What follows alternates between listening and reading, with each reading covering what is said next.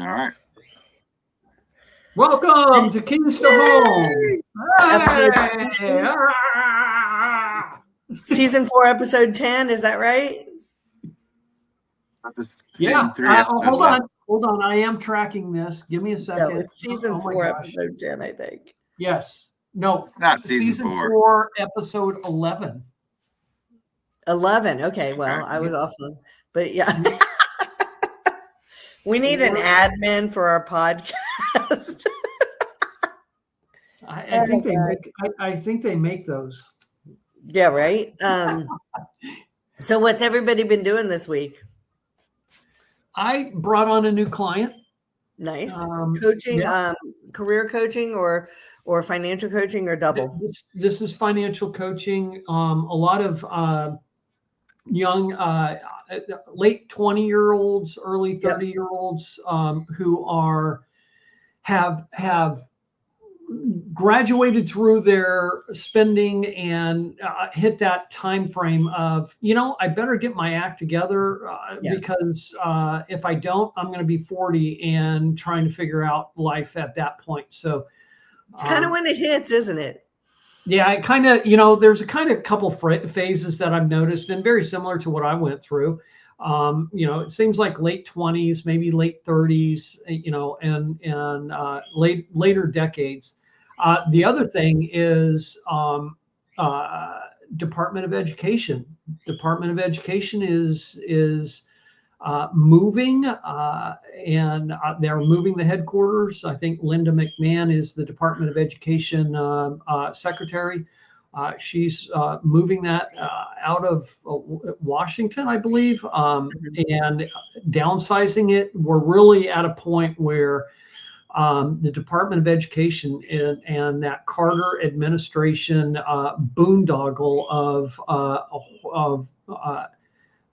pig and fat money-sucking department is pretty much going to be non-existent. It can't go away completely, but that takes an act of Congress, but it's pretty much done.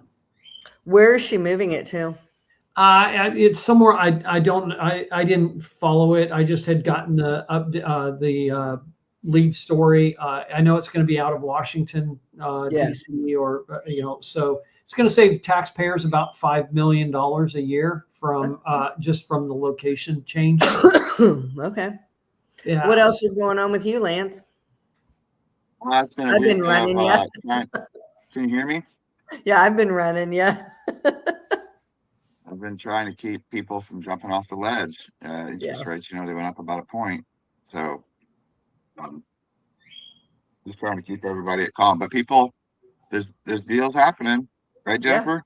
Yeah. I've got 2 under contract right now. Another buyer came on. As you see from the background, I'm up in Ohio. I'm actually I'm talking to 2 family friends that are agents. Everybody knows a ton of agents, and it's really hard. It's really hard when you have multiple agents to choose from. We're actually going to be talking today about what do you need to find out about an agent you're choosing to not buy a home with. We've talked about that, but list your home with. Because a lot of times when you're listing your home, this is where Mark and I overlap more than Mark and Lance overlap, I think, more on the purchasing side. And Mark and I overlap more on the listing side because there's things that you're wanting to do when you liquidate the equity in your home. So how do you get that? How do you know when to plan?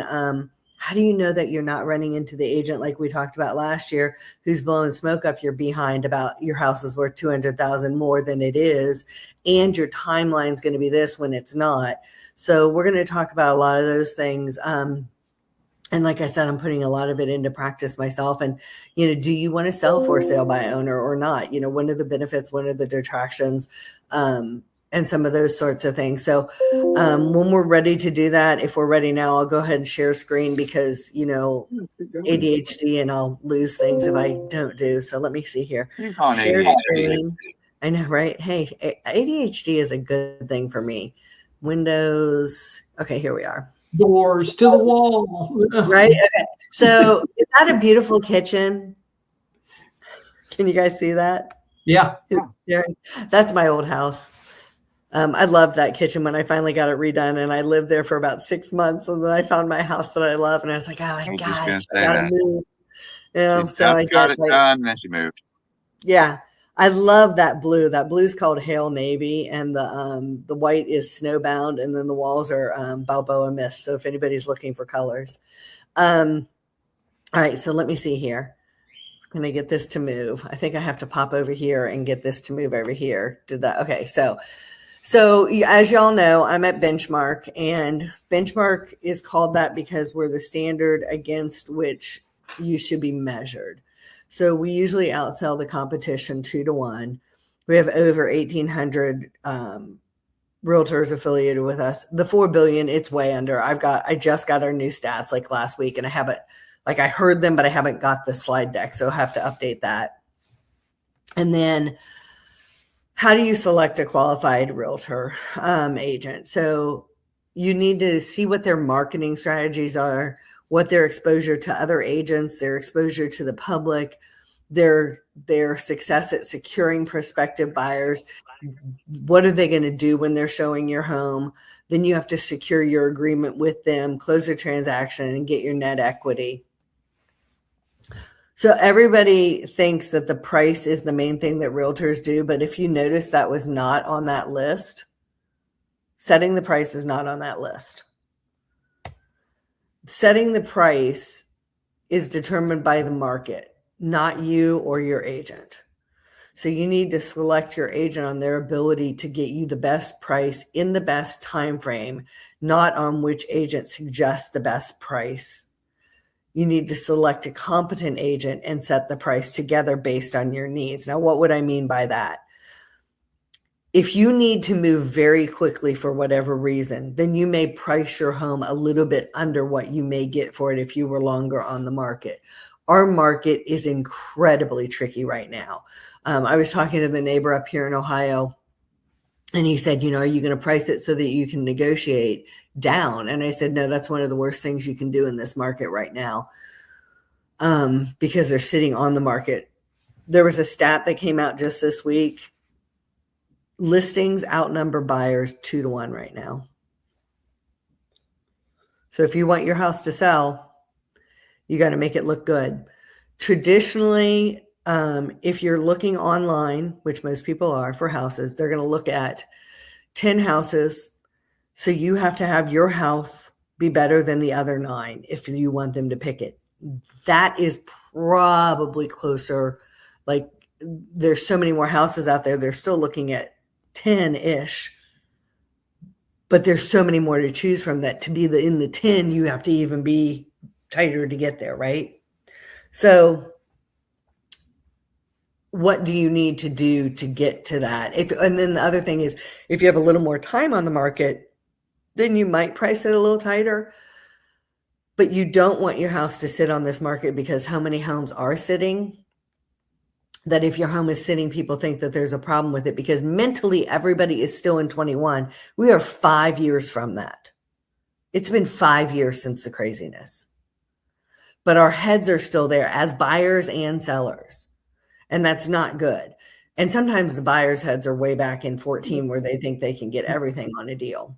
So Jennifer, what I would suggest, let me jump. Why do you think that is the case? Why do you think people are stuck in 2021 and 2022?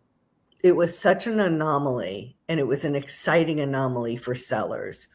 My God, I'm getting what for my house? I never dreamed, because it was never insanely possible until insanity happened in the government. And we're the ones to give that up. And so we're escalating really slowly. We escalated 35% in 2 years. Usually it's 5 to 7 in a strong year. We did 5 to 7 years worth of escalation in 2 years. So now we're slow down. Right. I know we had obviously a worldwide health event. It wasn't that. It was the flooding the market with money and the dropping of the interest rates. Okay, that is what I really wanted to know is what would cause the market to go back to that time frame? Again, would it take an injection of cash like we saw in 2021, 2022? What would it take for that to happen? So the injection of cash, but even just free money, essentially, you're loaning interest rates at what, Lance? 2-3%? That's free money. I have a comment to add. Yeah. It's a question too. It's like you said that there's 2 times the supply that there are buyers. So that's actually that's what we think is our reality. It is. There are not a lot of people in the market, but the Right. reality is that we don't have enough homes in America for the amount of people that want to buy. We have a massive supply and demand problem. That's the issue the is next we also problem. have a perception. We also have a perception of reality problem. Yeah. And the perception of reality problem is that these houses are too expensive. When Mark is nodding his head and he'll say, well, really, maybe if we evaluated what you're spending money on and got to reality and said 6% isn't outrageous. Maybe high prices are a little bit ridiculous. But guys, Jennifer started the call and said, I've got 2 houses under contract. This lady's knocking it out. And when she talks reality to people, Jennifer's got a great gift of doing that. And they're like, I can do this. I can get in. Yeah. So we have a huge perception issue that is being translated into, hey, look at all these houses for sale. There's not a lot of buyers really cruising around, but they're renting. They can't build buildings fast enough for people to rent. And guess what? Jennifer will tell you, and I'll tell you, they're paying the same or more for rent. Yep. And these people want to buy houses. No, you're fine. So the other stat you should know is that I bet it's at my house in Tennessee. Oh, bless. We had in the hundreds of new buyers. I think it was 134 new buyers reps signed with Benchmark this last week. There were, I think, just under 100 new listing agreements signed, and pending contracts, I think, was just over 100 in the week. There is a lot of activity. People are ready to go. And Lance, you're 100% correct. We absolutely have a housing shortage in this country. The only reason it's not going bonkers is because the market can't handle instability. Remember, Mark, we said that we had both been really getting active right before the Iran thing kicked off. Mm-hmm. Well, yep. A stat in Rutherford County, there were 165 bound contracts that weekend before everything kicked off, which was the highest number in 3 years. There are people who are ready to go. They've said, okay, this is my reality. So I'm going to say a couple things. If you are a buyer, get in it and get in it now before everybody flushes in this summer, and it's a very competitive market potentially. If you are a seller, we already have a lot of homes on the market, but we know a lot more usually come on in the spring and summer where people have more time kind of because they're not getting kids as much to school, and teachers are off work and different things are going on that loosen up our time a little bit in summer overall. So if you have a house that is not set apart in some really spectacular way, it's a good average house, I would say you should be getting on the market now so that you have less competition and the buyers who are out there are ready to go. Let me pop a few other things up on this thing. You already know about some of my stats. So I wanted to share this with you too. So I've had over 108 buyers closed, 85 listings sold. I have 1 pending listing right now. I think I'm up to 39 first-time buyers. These are updated through 25.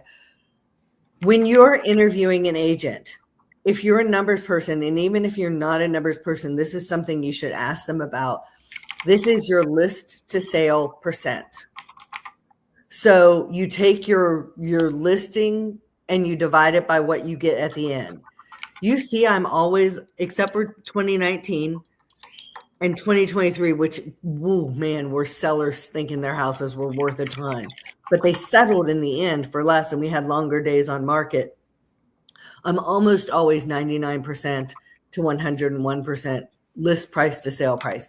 When you're going to price your house right now, history major math, if your house is worth, you think you can get $500,000 for it, I'm probably going to tell you to price it at $495, because people know a good value, and that way you have some leverage, and you're going to get all the people who are ready, willing, and very able to buy in it and doing it now. We can have multiple transactions, or you can have very strong first offers. If you do what the neighbor up here was asking me, gosh, are you going to price it so you can, reduce and negotiate? No, that's not the best way to get the top dollar right now. It's to price it right at or just under the price. And I'll go into a little more of that in a minute. So how do you find the market value of your home? You have to look at your situation, your motivation, and your timing. Like I said, if you need a quick sale and you've got some equity in your house and it's best for you to take a little hit to get to where you need to go, then you look at that. You have to look at your competition, what's on the market in the price range that you think you're going to list at. Is your home better or worse, and adjust accordingly. Then you have to look at your comparables. Those are what the appraisers are going to look at. What's closed transactions similar to yours that we think we can appraise at. And you have to look at your expireds. What did people do that did not work? Don't go above that if your house is similar. There's a very good indicator. Okay. Then what's your absorption? What direction's the market going? How many days on market are we looking at?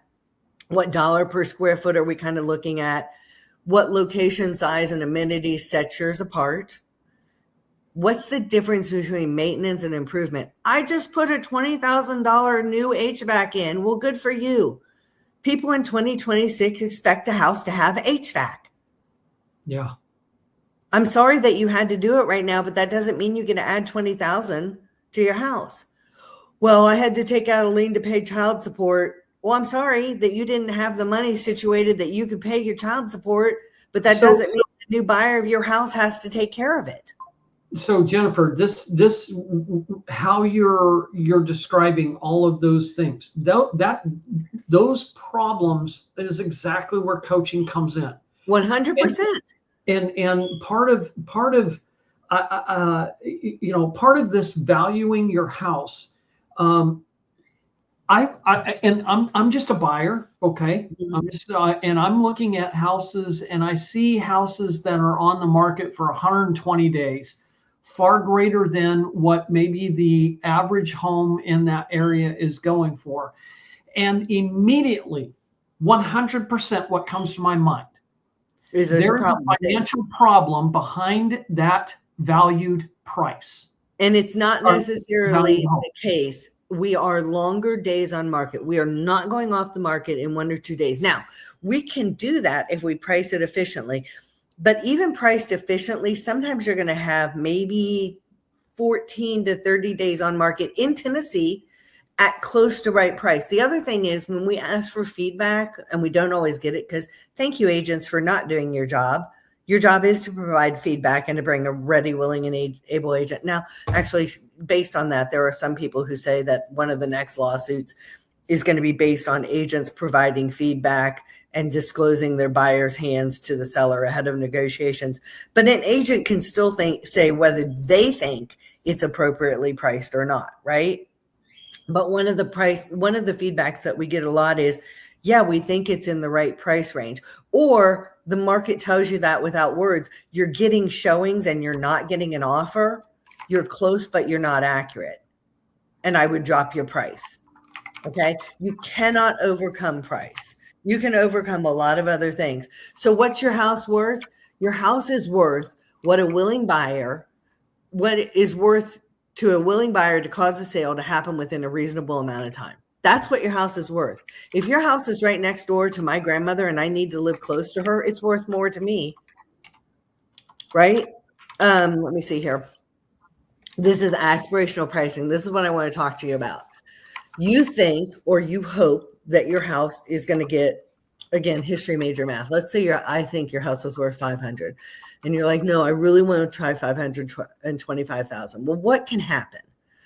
So the market does not react well to that. Buyers know, because they've been in houses, they've seen houses online, they see 525,000, they come out, they know what that should mean in terms of size, location, finishes, and condition.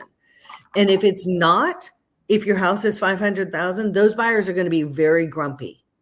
But if you have a $500,000 house and you price it at 490, 495, and you get those buyers out there that know what a 490 or 495,000 house is supposed to be, and they're like, wow, this house is actually probably worth more.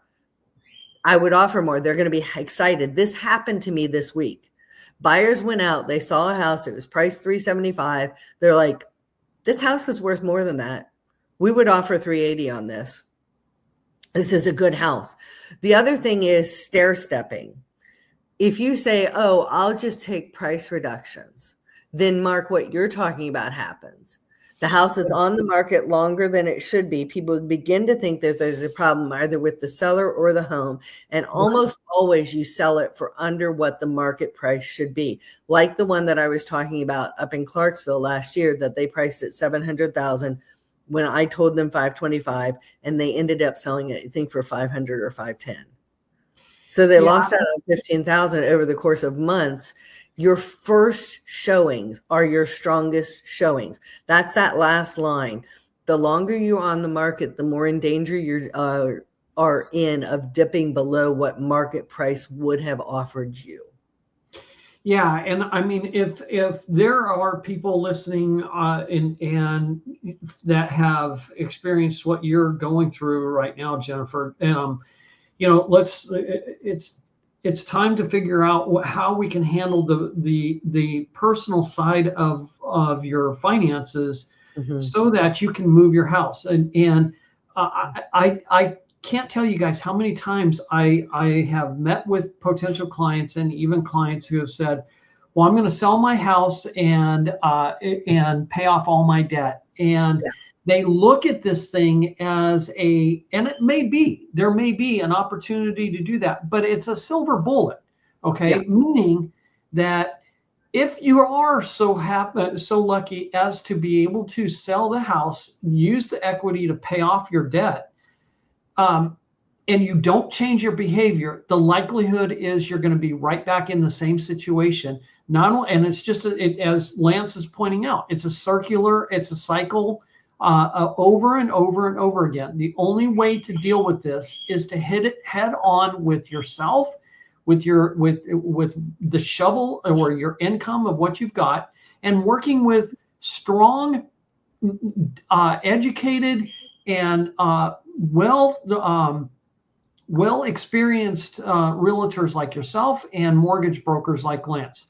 And that's the other thing that I would say too, let's take that $500,000 house. Let's say that somebody has $150,000 in equity in it. Let's say they have 100 equity in it, and they've got $50,000 in debt they're going to pay off.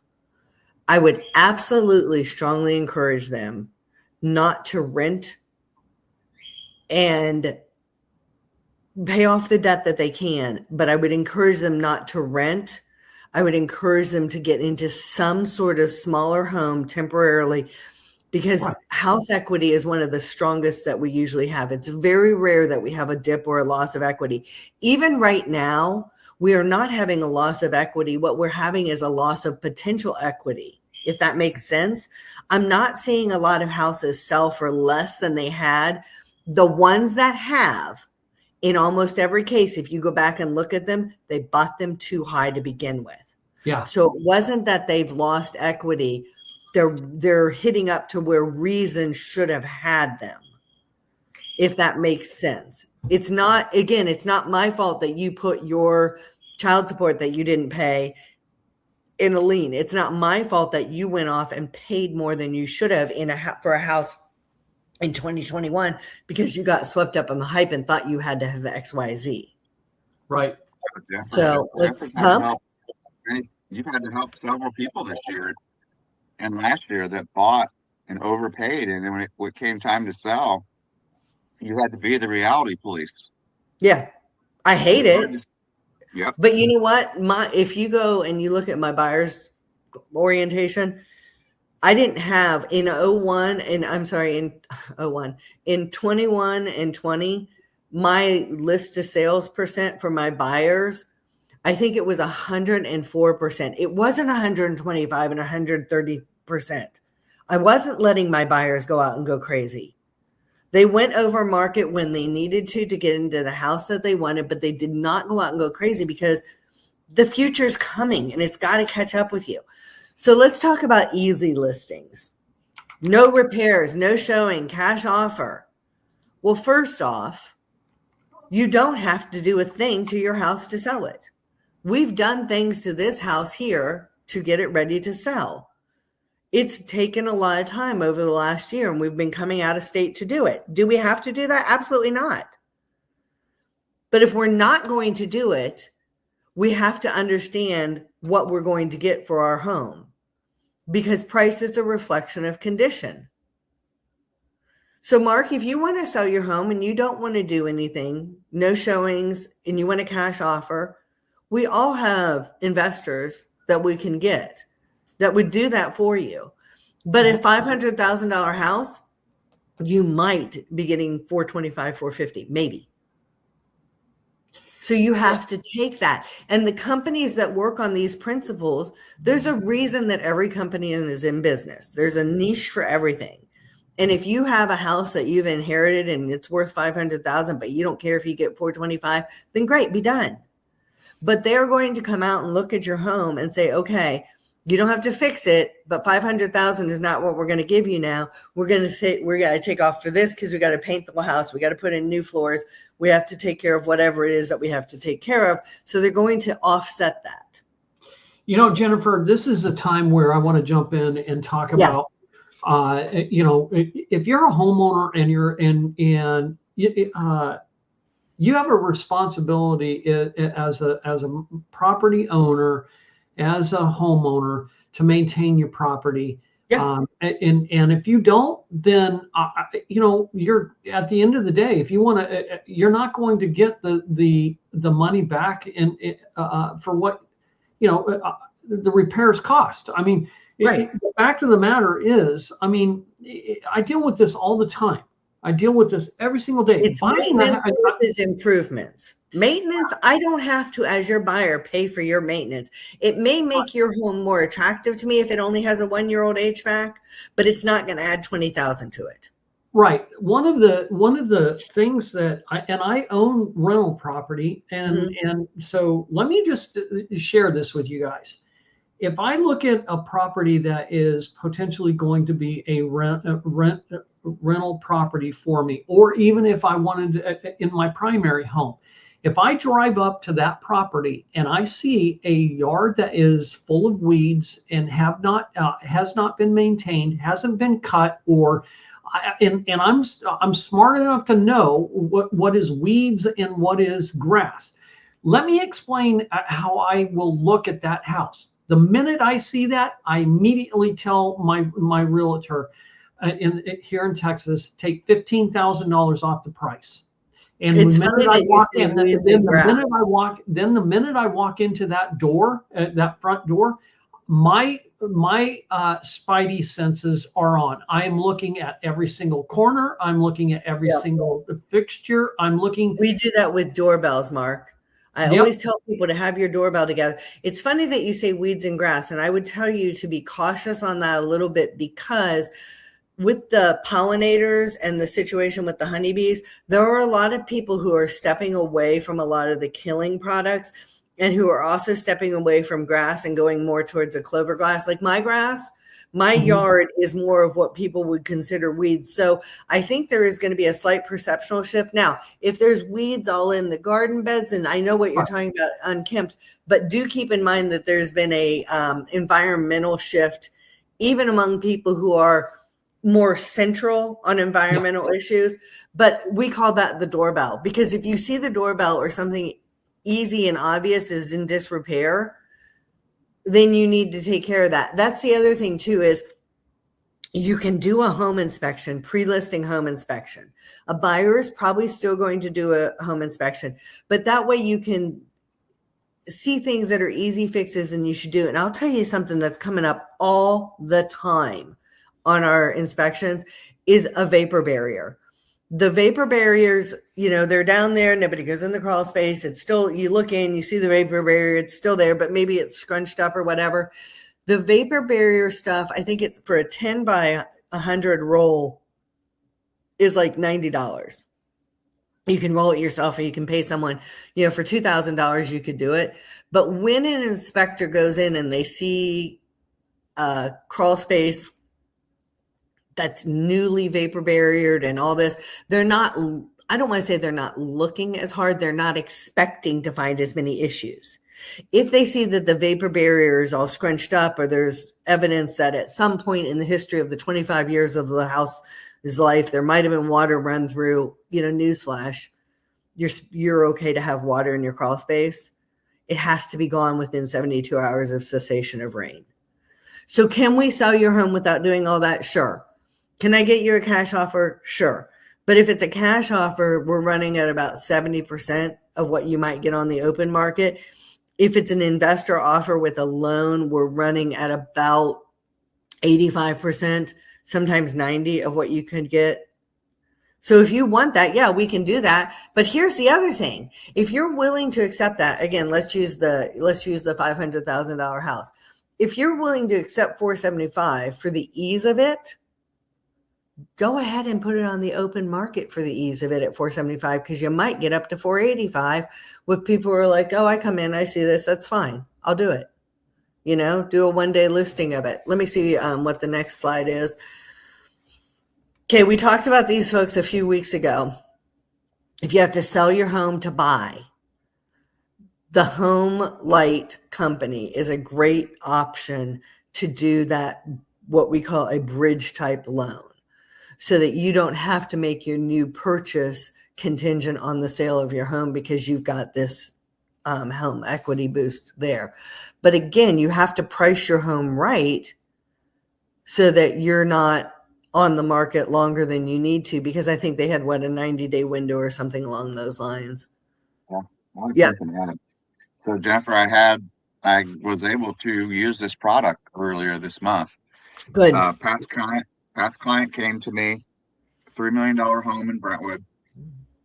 Home Light has some size restrictions. It's typically 5,500 square feet. That's one of the things they didn't discuss with us, but now I know that. It's a 5,500 square feet size cap. But this particular person's house is 7,500 square feet. They made an exception. We had to send them 10 photos, and they made an offer. The offer came in at 2.7 million was their like what they could equity out. Correct. It worked out great. There's a couple things that were left out. For example, and people need to know this if they're watching our podcast, they actually set up a repair escrow is actually set up. It makes sense. Totally. You'd want to have it in case something needed to be done. But the buyer decided not to go with it because they didn't understand it. And when that fee popped up, that 2.6% fee, it seemed like a lot. It is a lot of money, but it would have helped them. It was a great opportunity. Home Light came through exactly like they were supposed to. And this person Jennifer was basically able to walk into, it was a subdivision in Bellevue, something Valley, you know who I'm talking about.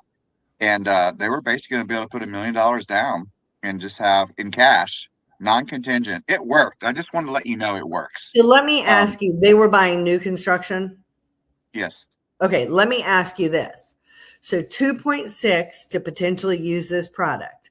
Let's say that it's not new construction, because new construction can't vary on their pricing as much.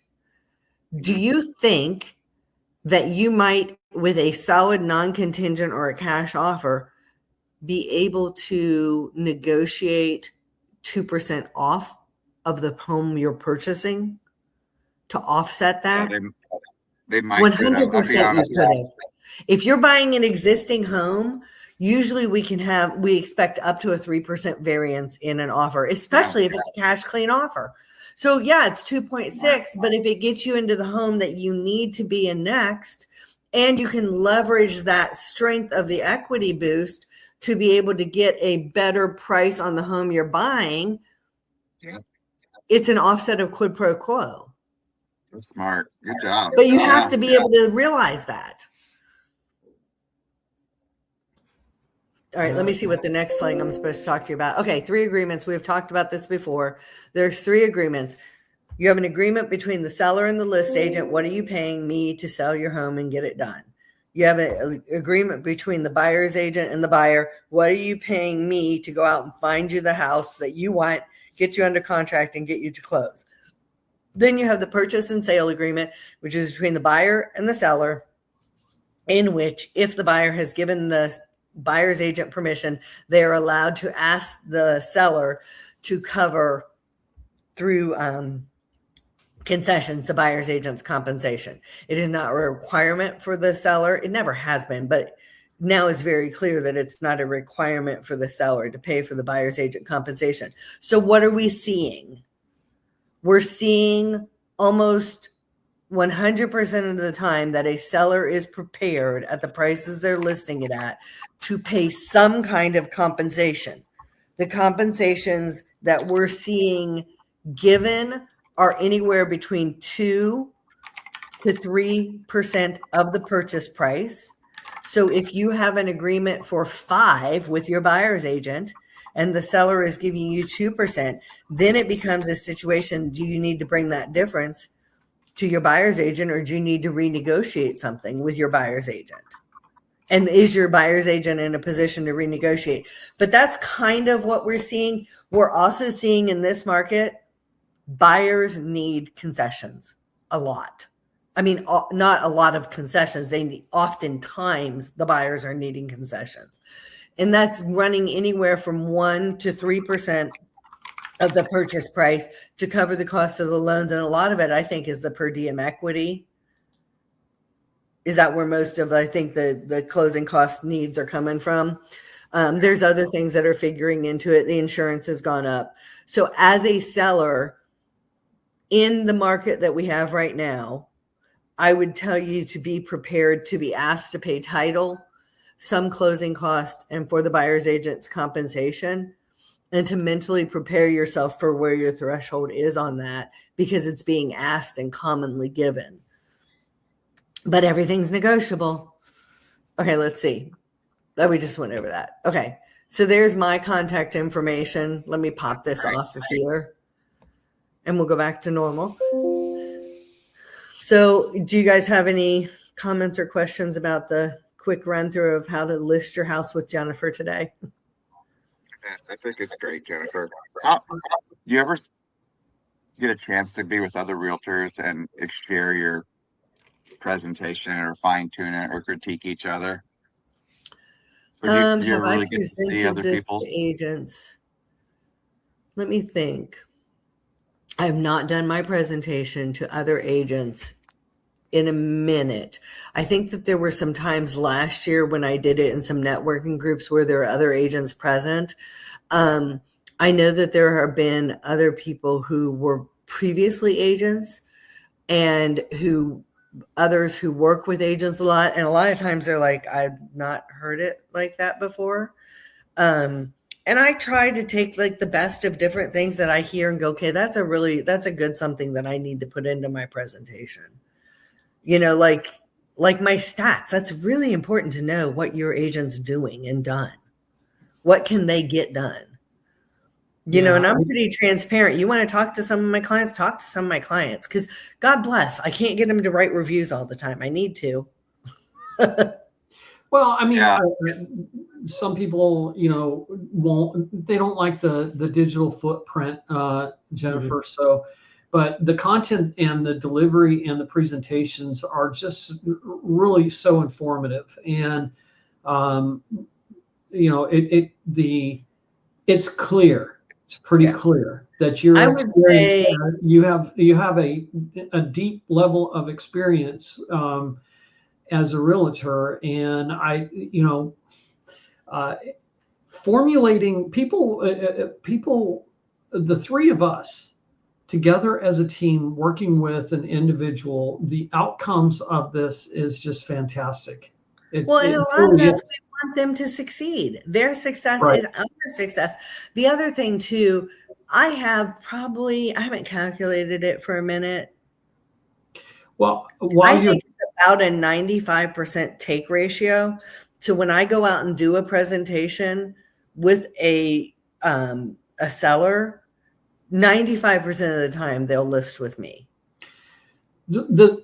what I feel from our team is really transformative. I can speak in the coaching side of both financial. My niche is financial and career coaching. Mhm.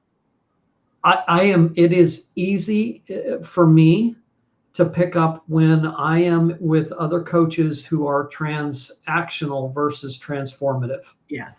When it is, I can sense that very easily from coaches, and what I see here from our team is absolutely transformative. I care about people. It matters.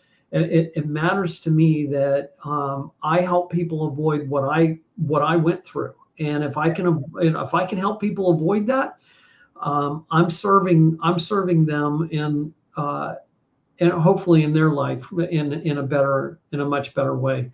And that's what I sense from this team. That's what I sense from your presentations. It truly is a team of people that really care for other people. Yeah. And I have to say too, it's an individualized approach. So like, I didn't go into a lot of my marketing strategies and things, but there are things that I do for every home that I do, right? I'm going to do open houses on Saturday and Sunday if you allow me, because I've sold a lot of homes at open houses, not with me as the agent, because I don't often double side. I think I've double sided twice, maybe. And those were because the other side was for sale by owner. So technically you're kind of doing both. It's agents who couldn't get out there at the same time, or people just wandered in. I'm like, yeah, call your agent and do this, right? The other thing is I'm going to make it specific to your home. And I meant to address this earlier. So one of the listings I have right now, they bought their home and we're under contract. They bought their home and the people they bought it from had furniture in the home. But when they moved out, the carpet was in really bad shape and they didn't realize it because of the furniture. And I don't even know that the sellers realized it because of the furniture placement. But they're like, we really are probably going to need to do something. And the walls had been painted very strong colors in the 90s, and they had planned to paint them, but they did not get the painting done before they ended up having to move. And so we ended up having to paint the home and put in new flooring. And they were pushing for a higher amount. Like, we have come down $20,000 in closer to where I wanted to list. And now we're under contract. And I hate that for them, because I would have liked to have got their aspirational pricing. But and I'm sure they're frustrated.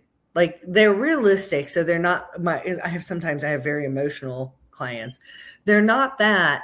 But I bet they've had discussions about, gosh darn it, why did we paint the house? Why did we put new flooring in the house? You know what I'd like to say if it ever came up with someone is, can you imagine where your price would have been had you not? Because the market already responded to your house with you doing those updates and not giving you what you wanted for it. Well, where would you have been had you not done what you did do? One of my questions when I'm dealing with clients who are in focusing on paying off debt, one of the questions that I deal with all the time is, and I mentioned this before, I want to sell my house so I can pay off the debt, and the question that I jump into is, take me back to the time when you bought that house. Yeah. Take me back to and what was the feeling that you had about that house when you purchased it? How do you feel about how does that relate to what you're using that house for now? And then I ask the following question: do you still have the feeling about why you're selling that house and what the proceeds would be used for after they have an opportunity to think about that? Yeah. Because I'm telling you, it's the same thing when it comes to, I'll use my car, for example. Yeah. I go back to the day that I bought that car. I love that car. I bought, there was an emotional bond that happened to me saying, looking at that car or looking at that house and saying, I'm going to finalize this purchase. This fits my needs. And most of the time, when was the last time you cleaned your car and you got that car all nice and back to what it looked like? Most of the time, and when I take my clients back to that time, it's the same thing about your career. Okay, most of the time, it stops them in their tracks. Yeah, and they realize, I don't want to sell my house as a result of the behavior that I haven't changed. And I want to focus, and they want to focus on it. That may lead them to saying, okay, I'm going to sell my house for the right reasons, or I'm going to buy the next house for the right reasons. Well, and you talked about maintaining your house. If I don't keep myself physically in shape, why am I going to be surprised when I have problems that are more expensive to pay for or that cost me more? If I don't keep up with my house, why would I be surprised that I didn't do, time is money, money is time. I didn't weed my house. I didn't do this. And so now this is all overgrown. And so now instead of going out and spending 5 hours that I would have over the course of the year weeding my gardens, why would I be surprised that now I have to spend a week hacking out an overgrown garden because I'm doing it all at once? I didn't bother to do it when I should have over time. Or better yet, Jennifer, why should I be surprised if the buyer that is about ready to buy my house tells me I'm taking $5,000 off because you didn't do this? Right. And buyers will almost always take off more than what the seller would do. I tell that to my people all the time. They walk in and they're like, oh my gosh, I got to paint this whole house and that's going to be $20,000 when it might be $7,000. Right. Why should this, and if you're the seller and your buyer has decided I'm taking $2,500 off because you didn't weed your gardens, why are you so frustrated as the seller? You didn't do that. Just the other thing, there's a cause. What we're talking about is cause and effect. Right. Now, exactly here's what the thing. Let's say that you have a something going on with your house. I'm trying to think of something that it might be. Let's say that you have a deck, an oversized deck, right? And some people might not want that big a deck. And it's in okay condition, but it's not brand new. We may quote somebody to come out and do a repair or a removal of something that some people might want to have taken care of, right? So that if that comes up on an inspection or in a conversation, we can say, hey, we had this quoted because we knew it might bother some people. So just so you know, this is about what we had, 2 people quote us at. It's this price range, so that you have that number in your pocket. If they're like, yeah, like the railing on this house, it's gaps like this big, it's metal bars. So how much would it cost to put in a railing that's more secure for kids to be able to go out on there? That might be something that we would look at and go, okay, just to add the cross struts or to add uprights. It's this. Doesn't mean you have to do it.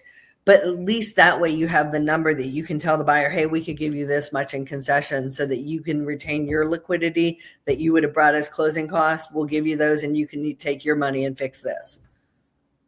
Those are important things to know.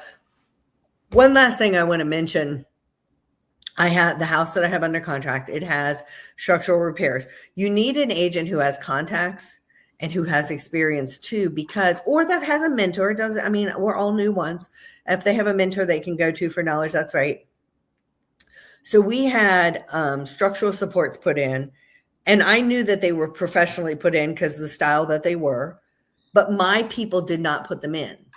So we didn't know when they were put in, what they were put in for, if they had a warranty still left. Most of those companies have a long warranty. So I took pictures of them and I sent them to one of my structural people. And I said, hey, Are there notations on here that say like whose these are or anything else? And he's like, well, we put some like labeling on ours. Those aren't ours, but they're either one of these two companies. So then I told my sellers, and I had a transaction in the past where a buyer wanted to have the structural company come out and make sure nothing had shifted, and they were going to charge him for an inspection. But if the seller had them come out and make sure nothing had shifted because they were under warranty, they didn't have to pay. So I told my seller, I said, you're under, it's probably one of these two companies. Call them up. Don't talk about that you're under contract or that you're getting ready to list your house or anything. Just say, hey, we have these peer supports. Were you the one who installed them for the previous owner? So one of the two said, yeah, hey, that was us. We did it in, I think it was 2014. It's a 25-year warranty. And they said, okay, that's great. Can you send me a copy of the warranty? And is it transferable to the next buyer? They said, yeah. And you're under warranty as well because it was transferable to you. And then they said, okay, can you come out and tell me if nothing has shifted since you installed them so that we have an updated clean bill of health? And they're like, sure, come on out and do that. And I'm like, great. You know what? None of those things would have happened with an agent who had never had to deal with a structural issue. Yeah, you know what? I've heard it referred to as the broken window syndrome, where you see something wrong and then it sets the precedence for, your. I think I said earlier the spidey senses. Yeah, but this was a situation where we're like, hey, there's no problem. Here's the new clean bill of health. Yeah, there's a scar here. There's stitches, but there's nothing else. Yeah, go ahead, Lance. Go ahead, Lance. We got to run soon. But I want to tell you my personal story about replacing the roof on my house. Jennifer, you would have loved this. Yeah. So we had the big hailstorm back in May of last year, and we put the new roof on our house. The roofing company did a great job. It's amazing how fast they can do this. Part of the insurance claim was damage to the fascia, which is on my house is about a 12-inch fascia across the entire front of the house. I think we'll do another episode on this, Jennifer, maybe talk about it. And while they were replacing the fascia, I happened to be home, and they encourage you to be home while this is going on. The roof was the main thing. There were a lot of people here for the roof, but when the fascia was going on, I was working like I am with you right now. I think I was actually on a call, and I went outside, and wow, some of the fascia had been replaced. It was quite impressive. And I was like, how did they do that so fast? And it was a crew, very talented crew. And as I walked around the house, they were working on another corner. Actually on the loan bus again today, as you might know. I'm out at the house. I'm in my driveway. And there was a lot of visible rot. Not to the fascia, but to my rafters. And it looked like a fire. It looked really bad. And I was like, hey, are you fixing that? And it was a little bit of a language barrier. And he's like, yes. And I went along my way. And then I started to think, you know what? I didn't really see any big 2x6s or any big structural stuff. And I went out a little bit later and it was completely covered and done. And I was like, wait a second. And then they were up on the front. They were done in about 6 hours. And I have a pretty big house. It's bigger than I need here now. I can help you sell that when you're ready. I know you are going to help me sell it. You know that. It's just a matter of when. I know, Jesus. And it'll be really fun. Actually, we should podcast about it. Like what we go through. We could record that. We could sit down. I'll open that up. We can do the buyer's consultation. We can do the seller's consultation. We can do all that. I think that would be wonderful. Have you walk through the house and say, and Jennifer, not only just as my friend as a realtor, it's been wonderful that you through our friendship and through our podcast, I'm being a better mortgage person because of what you're sharing with me. Mark, I'm a better mortgage person because of the things you share with me. And I know that we all complement each other in that. The long short was they weren't repairing those things. So I called the roofing company. I said, this needs to stop. And they're like, well, I'm like, hey, I'm not asking you to stop because I think your insurance that you're supposed to cover this. You're not. I understand that the hail did not cost those years of rot. That's my responsibility as a homeowner.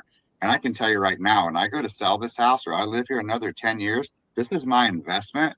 And I've known this day is coming. And I get goosebumps telling you the story because probably when I was 35, I would have been like, go ahead and cover it, right? Yeah. But I'm not anymore. I look at things differently. Yeah. And so last weekend, they had to remove the entire exterior of our home except for the roof. And it was really bad. And they redid it all. What kind of And siding did you have on your house? Did you have brick? Did you have, what was it's a brick home. it's a brick facade. Here's the house. So you have a Oh, brick yeah. facade, right?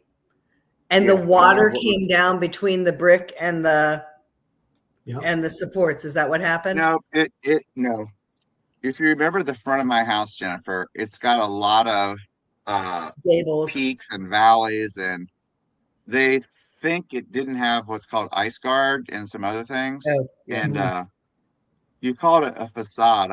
Another word in the South is a veneer. So in Yes, Ohio, yeah. where Jennifer is right now, and they make a brick home, you've got a layer of brick, then you have brick ties, and you have air between it, and then another level of brick. And the old days, when a tornado came through, it wasn't taking down a traditional brick house because it was a brick house. He's a brick right? house. Yeah. But in the South, we have, when you see tornado damage and things like that, you'll see these, it just peels away because it's really a veneer. It's not Yeah. real.